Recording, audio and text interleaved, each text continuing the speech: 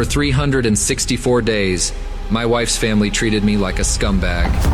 On the 365th day, I did something that made them regret it for the rest of their lives. Dude, why don't you tell them you're a billionaire? I just want to keep it a secret for now. Why? So glad you could finally make it. These dishes aren't going to wash themselves. Sorry, I was doing the dishes earlier and spilled on my shirt. I went in the other room to change quickly, but I fully intended on doing them when I got back. Oh, wow. Thank you. That would be so very helpful of you. I mean, you've only been living as a guest in our home for the last 2 years, but really, doing the dishes more than makes up for that. Dishes? Seriously? I do a lot more than dishes. I've become my mother-in-law's very own maidservant. But I could never tell them the truth because it would upset Lily, my wife. And I'm already on thin ice with her. The last thing our relationship needs is for her parents to hate me even more than they already do. Silencing his thoughts, Kevin turned to his mother-in-law. You know, you've been so generous to me and Lily. The least I can do is the dishes. So just let me know if there's anything else. You could get a job. You could make some money. You know, our Lily could have married anyone. God knows what got into her, and she chose you. I'll prove my love for her. One day, you'll see. I'll be worthy of Lily. Right. I highly doubt that. The only reason why I'm not pushing Lily to divorce you is because she was so stupid not to get a prenup. She is the chairman of a huge corporation, and I don't want you taking half of her money.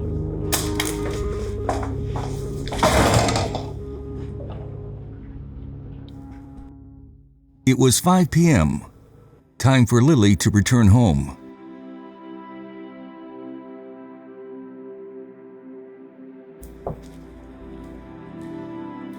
Welcome home, babe. Kevin still got butterflies every time he looked at Lily. Her beauty was undeniable, but that's not why he loved her. She was the most driven and hard-working woman he had ever met. She had worked her way up from assistant to chairman within a very short span of time. Hey, Kevin. Hi, Rachel. Nice shirt. Oh, I was doing the dishes earlier. Oh, that's so cute. In my house, we pay someone to do that. Oh, okay. Rachel, please don't be mean. Thank you. You're gonna make us proud one day, right? Kevin felt guilty about hiding his past from Lily. They had been married for 2 years now, and Lily still had no clue that Kevin was born into one of the wealthiest families in Chicago. Kevin hid it from her because he did not want Lily to marry him for his money. But then, as luck would have it, Kevin literally lost everything the day that they got engaged.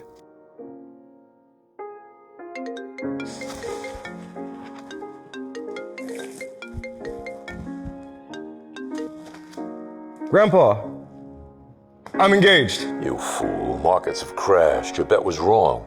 You are bankrupt. What? You are a spoiled prince. I'm kicking you out of the family. You need to learn a lesson. And now, Grandpa. 2 years later, Grandpa. he is the richest man in Chicago. But how will he tell his wife the truth? She still thinks that he's just some unemployed schmuck. He needs to trust her before he can reveal his secret. Why don't you freshen up? All right, right away. Okay. Okay. Thank you. After changing his shirt for the second time that night, Kevin walked towards the living room, but stopped when he heard Rachel whispering to Lily. I don't know how you do it. You're a badass boss bitch. And Kevin's kind of pathetic. He's like one of those before pictures in a commercial. Oh my God. Why do you stay with him? He wasn't always like this. When we first met, he was so confident and he was so charming. And I don't know what happened to him, but I just feel like if I stay with him long enough, he might find himself again. And I really love the man that he used to be. But do you love him now? I mean, I would be lying if I didn't admit that sometimes I feel like, I don't know, more of a caretaker than a partner. And I don't know, he's just been so closed off lately, and like the romance is completely gone. I don't know. I just know that if I ever told him this directly, that I would lose him. I love him. I really do. I don't know. I don't know if I'm in love with him anymore. You could have any guy you want. You're stunning, kind, killing it at your job. Have you thought about getting a divorce? You shouldn't stay with someone out of pity. Okay, Rachel, I don't pity him. I love him. I just want him to be the man he used to be. I want him to be the man that I know that he is.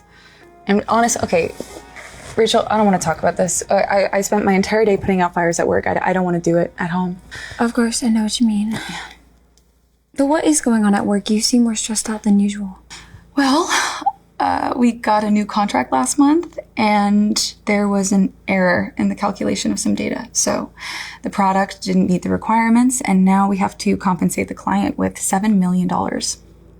And our company doesn't have that. So we have to find an external investor to give us $4 million by the end of the week, or else we are most likely going to go bankrupt. And I'm not doing that to my employees.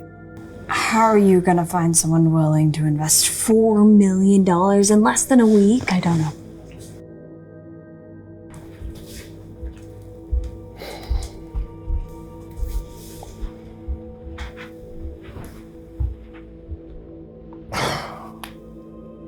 I have to help her.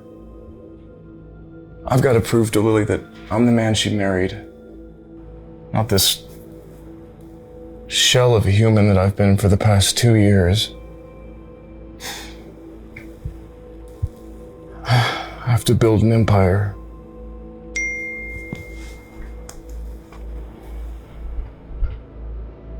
Kevin, I was wrong about you. Your family needs you. We've gone bankrupt. Please save us with your new money. Yeah, right. If you do, I promise that I'll find a way to make it up to you. You'll be a member of the Williams family again. Don't you want to be the man you used to be? I don't know if I'm in love with him anymore. I just want him to be the man he used to be.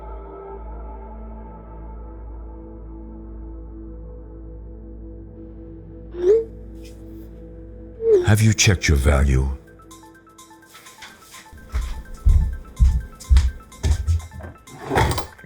It had been over 2 years since he had last touched his VIP black card.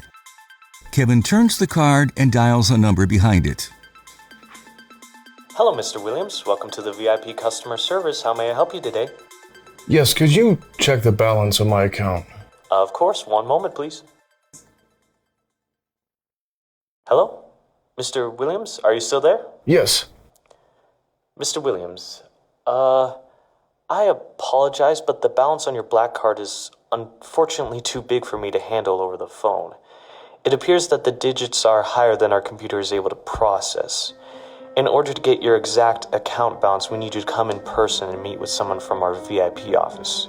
Would that work for you? Give me a second. Are you saying that my balance has so many numbers, your computer can't even handle it? Yes, I didn't know that was even possible. Lily, do you hear that? Your husband's calling his bank to check his balance. I have worked this job for over 10 years, and this is the first time this has happened. Mr. Williams, I think it's safe to say that you are the richest man in Chicago. Wow. Hey, I didn't mean to eavesdrop, but you mentioned that your company needs $4 million or you're going to be in big trouble. And I think that I can help. You. Kevin, who's been living off of his wife for the past 2 years? Are you delusional? She needs $4 million. Stop trying to be some kind of big hero. You don't believe me? I want you to remember this moment, because it's gonna feel so good when I get to say I told you so. Okay, Kev, stop. Rachel, please stop. Listen, as much as I appreciate it and as much as I would love for you to help me with the $4 million, I don't think that's possible because you haven't had a job since we got married. Okay, Rich, you can stay as long as you want. Without saying goodbye, Lily leaves for her bedroom. So I guess I'll just finish the dishes. Best of luck with that $4 million.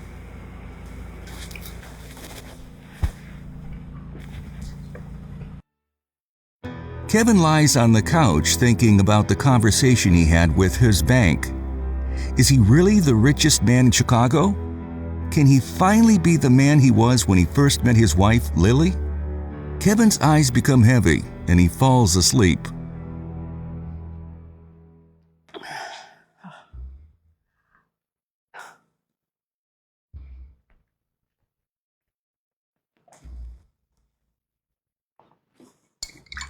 Of course you fell asleep. Jesus. You were probably playing video games all night. Christ. I don't know what my daughter sees in you.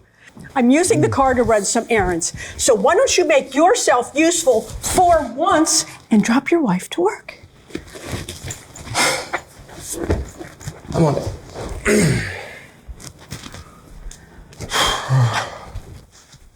Hey, Lil, you ready? Yeah, sorry, I'm running late. All right, well, your mom's taking the car, so I'm gonna drop you off on the bike. Okay. Kevin felt his mouth literally drop when he saw her, standing in a feminine take on a classic pinstripe business suit. Lily looked absolutely stunning. You look beautiful. Thank you. Sorry, can we go? I'm running so late. Yeah, okay. Let's go. Great. Kevin helped lift Lily onto the back of his motorbike, and she wrapped her arms around Kevin's waist. He loved this feeling. From this moment forward, he was going to start steering their relationship. He was going to be the man who Lily wanted him to be, the man that she deserved. You okay? You seem a little stressed. Yeah, you could say that I'm stressed. We just got the report back this morning, and it basically confirmed my worst nightmare, which is that we are not going to get any external investor support. So by the end of the week, we are going to declare bankruptcy. And this morning, all the major shareholders are holding a meeting, and I have to be there. And to be honest, I just feel so terrible about everything and about all the employees that are going to lose their jobs, and I feel like it's all my fault. Well, it wasn't your decision, so it's not going to be your fault. No, it is my fault. I'm the chairman. I'm the chairman of the company, which means that I'm responsible for everything that happens. Baby, so no. yes, it is. Let's go.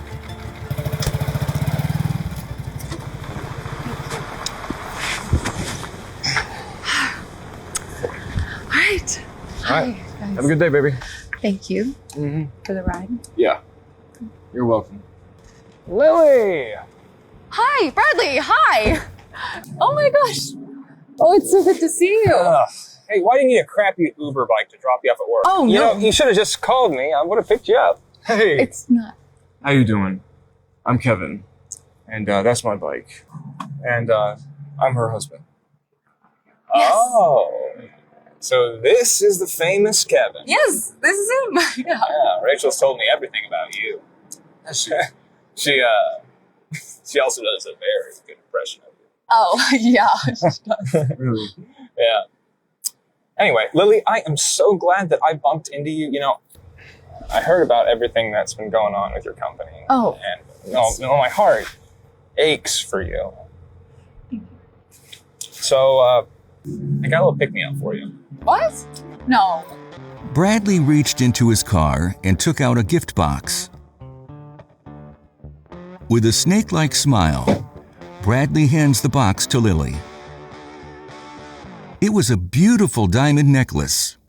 Hardly a pick-me-up from a coworker. Bradley, this is too much. I can't. This is extravagant. I can't Come accept on, this. I know you like it. Kevin understood immediately that Bradley was blatantly hitting on his wife. Saving Lily's company was one thing, but first he had to handle Bradley. A beautiful woman deserves a beautiful necklace. Ain't that right, Kev? Is this the Dream Lovers necklace? Was that? Well, it'd be impossible because it's really hard to get the original. There's only 10 in the world, and each one costs $2.8 million. So, Oh, how could you? I'm sorry, I didn't mean to. You did that on purpose. No. No, this is not a knockoff. It's a top-of-the-line copy. Lily, I remembered how much you admired this thing. You know, Rachel told me about it. I paid $100,000 to a jeweler to create a copy for you. Bradley, I'm so sorry. I know this was an accident, right, Kevin? I'm not sorry. You deserve something that's actually real, not some cheap knockoff from a douchebag. Whoa, like you. okay, you stop. I need you to apologize to Bradley right now. He's a representative of the Williams Corporation. They're going to invest the money to save my company. All right? Apologize. Please. I'm sorry that I broke the necklace.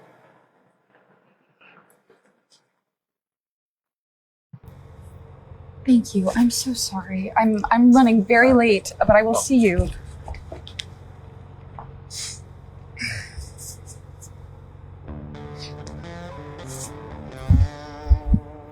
Hey, stop. I know you can hear me. You're a loser. And poor Lily, she'll never have anything nice thanks to you. First of all, Lily's my wife, so stay away from her. And second of all, big guy, I'm the only one who buys her expensive gifts. And thirdly, get the hell out of my way. You're blocking my path. Nice try, idiot! You can't even afford a car! How the hell you ever buy her anything nice?